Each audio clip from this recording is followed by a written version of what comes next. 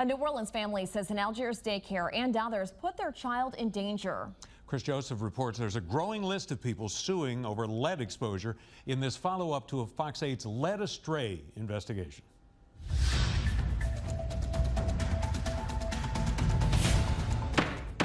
Dangerous lead levels at the Crescent School have led to another lawsuit. Savannah and Stacy Ensel are the third couple to sue the Algiers daycare, its landlord, and the State Department of Health.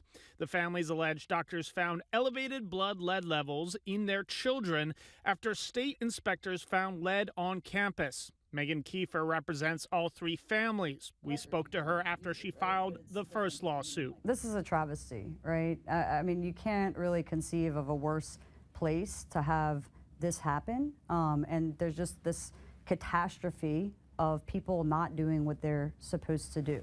Fox 8's Led Astray investigation found nobody tested the facility for lead paint before it opened in 2024. State law requires new daycares to test for lead if the facility hasn't been tested or abated since 1978. The school was required to complete a Department of Education checklist before opening, which the department said it did, and that included a Department of Health inspection. But that inspection didn't check for lead.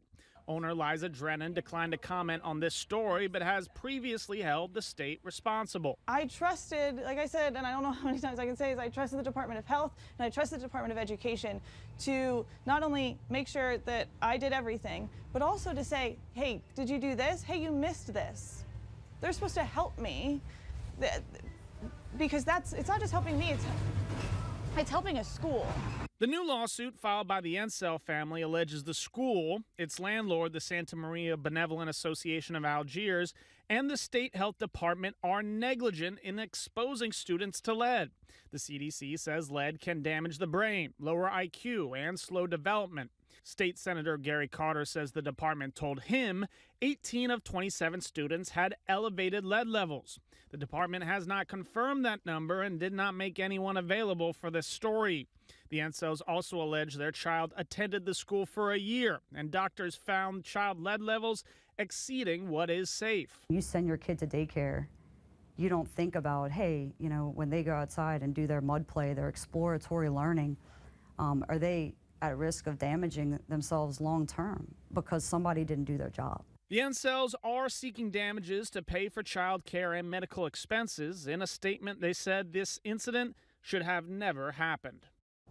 Now, the family says they live on a military base that is regularly checked for lead, and there was no contamination there. A spokesperson for the Benevolent Association also declined to comment on this story.